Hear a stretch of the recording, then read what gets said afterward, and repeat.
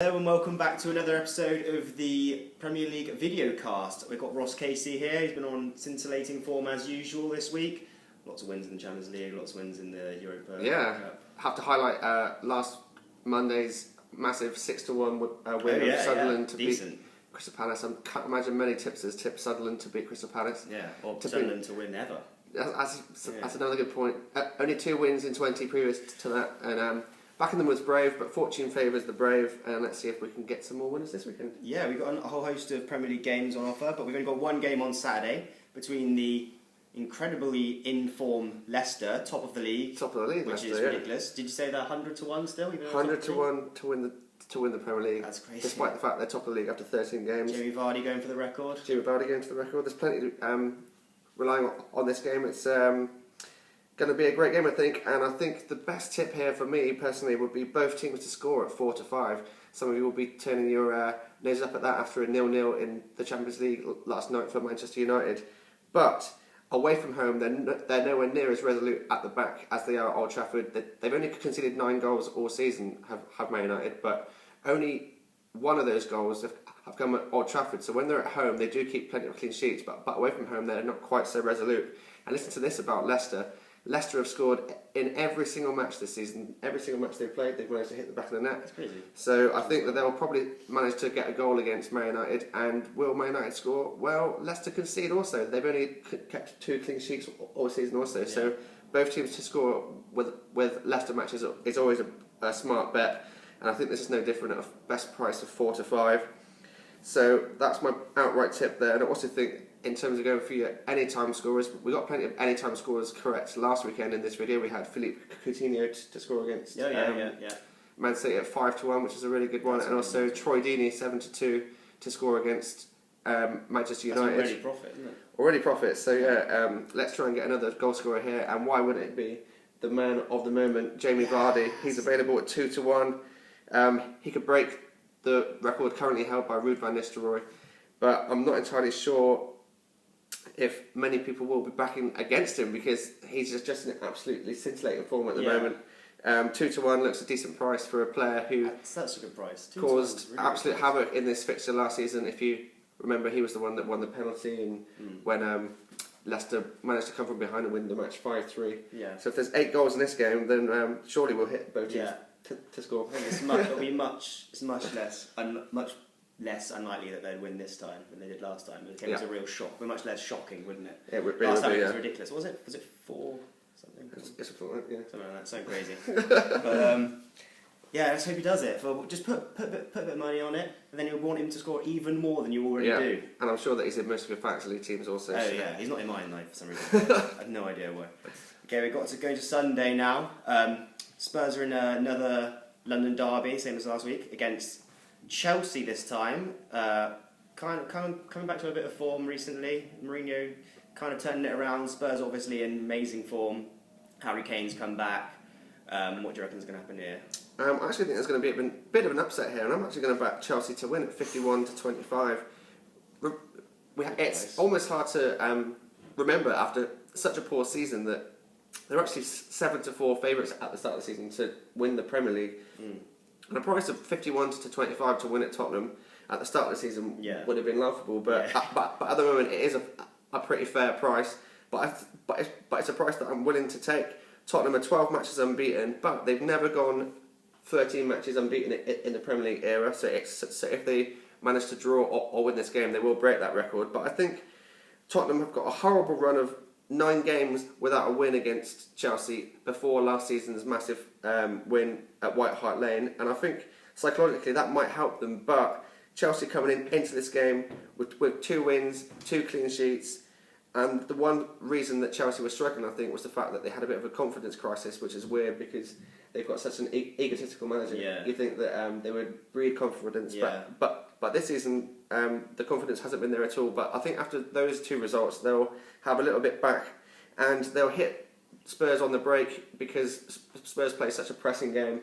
If they can work the ball well enough to the likes of Willian and Hazard, I think they'll hurt them on the break, and I think 51 to 25 is just too good a price. Yeah, to really, really good price. Ignore really. So if they're anywhere near their best, back to not their best, but I mean, that seems like a pretty good price. Yeah, Tottenham are unbeaten since the start of the season against Manchester United. So it is a bit of a brave bet, but 51 to 25, I think, could be a surprise victory for Chelsea. Yeah.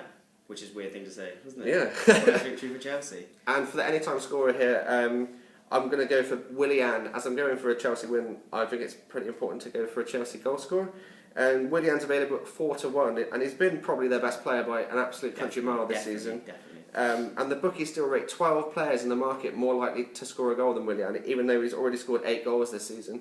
So I think that's a really good price, 4 to 1 at any time, because is there any player in the European football at the moment who takes a better free kick than Willian? Definitely He scored 3 or 4 absolute scorchers already from a free kick situation. 3. He's taken 4 from. He scored 4 from 5 free kicks. Yeah, I think that's like more than any other team put together or something. Well, there you go. More free kicks than any team. Yeah, so hopefully he can replicate that Champions League form into the Premier League. And at 4 to 1, he looks a decent price to score here against a Tottenham team who are unbeaten since the start of the season, but have had to travel back from Karabakh in the Europa League. So, and how often do we say, "Oh, a team have lost," and it's because they've had to play in the Europa League. So that could also be a factor.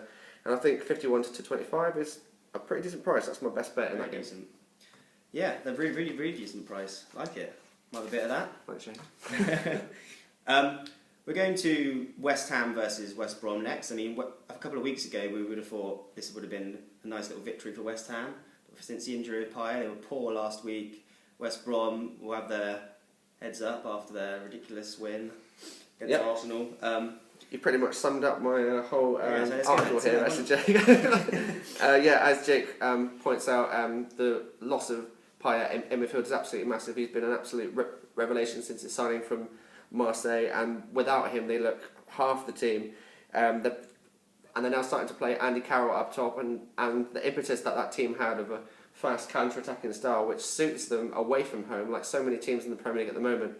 They seem to be better away from home than at home, and it's proof again with West Ham. West Ham have lost more than half of their matches at Upton Park, and in a pretty poor sequence, they've actually only won 2 of the last 8 matches, so they're only just scraping onto their top 6 place in the Premier League at the moment. Whereas West Brom, plucky old West Brom, under Tony Pulis, they're an excellent team defensively. Listen to this, they've only actually scored 3 goals away from home all season, but they've managed to win 3 games. That's how good their back line is, because they keep so many clean sheets. They've actually managed to keep 7 clean sheets all season, and for a West Brom side, I think that's an absolutely brilliant stat, and that's largely down to the coaching of Tony Pulis, who is just meticulous on the training ground. And if they can keep it tight, I think that they can get at least a point here. And my best bet here is almost even price, so it's an odds-on sharp, which is rare for me, but sometimes you have to do it. West Brom or draw, double chance, which means that you'll win your bet for a West Brom win or a draw at best price of 9 to 10 using that odds comparison service. That's a nice price. I mean, it's odds on, but if it's a really kind of standout price like that, 9 to 10. A team not in form against a team who have won 3 and 5, 9 to 10 not to lose the game. I think that's very opportunistic from the bookmakers. So thanks a lot for that. And also talking of great prices, I've got an anytime scorer here of James Morrison, who I really think is a really underrated player in the Premier League. Scottish international, takes penalties for West Brom on occasion also. So that's a key ingredient for an anytime goal scorer.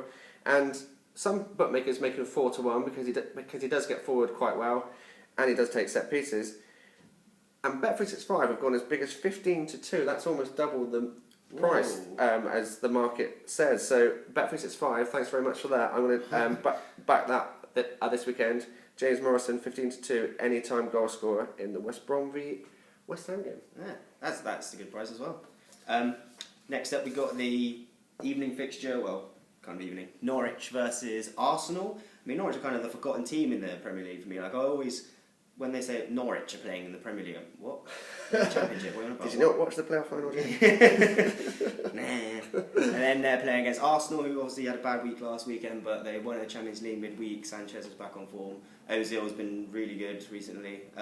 What do you reckon, though? We'll see. Yeah, I'm going to stick with your analysis that Norwich are kind of under the radar and not really doing much, and that's because they've actually managed to lose 5 of their last 7 games, so they're not in good form at all. And I think that Arsenal to win 2-0 here at 2-1 is a pretty decent price. They won 2-0 in midweek against Dinamo Zagreb. Granted, I think Norwich away is a harder game than Zagreb at home, but they've managed to beat all 4 teams at the bottom of the league 2-0 so far this season, Arsenal. So up against the lower echelons of the Premier League, they tend to be defensively stout, and I think that they'll do that again against a Norwich side who have only scored 3 goals in their last 5 games. So that's my tip there, Arsenal to win 2-1. And I've also picked out 21-20 best price for Olivier Giroud to score in this game. He's Arsenal's top scorer, plus he's managed to score in each of his 4 away matches for Arsenal. So I think 21-20 on an anytime score with Giroud and Arsenal to win 2-1 double could mean that you're in the money on a Sunday evening and then ready to watch the X Factor, which is what I'll do. Yeah. Football then X Factor.